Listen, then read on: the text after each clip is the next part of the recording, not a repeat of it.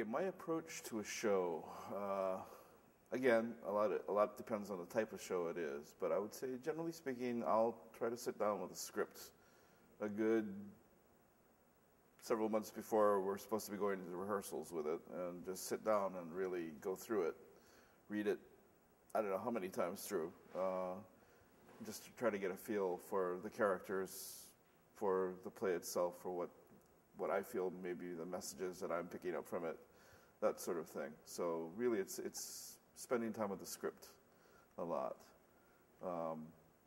Then after that, I would say it would generally, the typical time frame would be, there would be a meeting with production staff, designers, both costumes, set, lights, and all of those fields. And I guess you'd call it a concept meeting. I guess same thing. It really is. I'll give them sort of my take on any images that were coming to my mind about how I was sort of looking at the play being staged, perhaps. Basically, the first meeting I had with the scenic designer here is I'll come in with my take on what we're trying to do. So, because of my experience in the Asian theater, what I said was, okay, I intend to be using theatrical styles from Japanese traditional theater in particular to find the new theatricality for the piece. But again, because it is a Greek play, I'm not trying to move it out of the realm of where it's supposed to be taking place. I would say let's look at this and see what we can come up with idea-wise as to how can we meld this. All right, maybe it's the idea of looking at artwork. What would happen if we're looking at Greece through the eyes of a ukiyo-e woodblock print artist or something like that?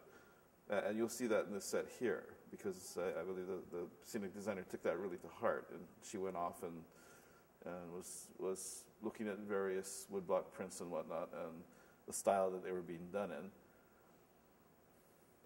I really like to try to give the designers a lot of.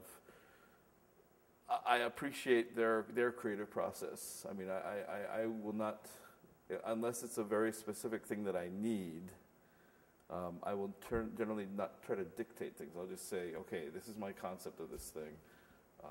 What do you think? How would you add to this? Or if I tell you this, where does your mind go with this?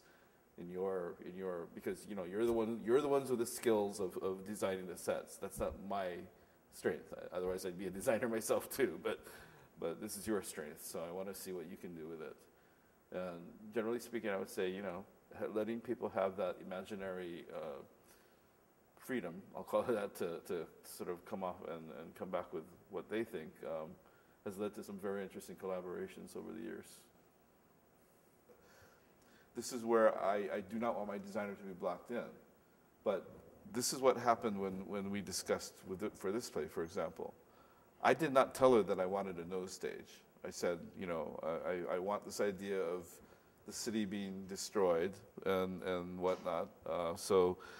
But she was fascinated by the woodblock prints.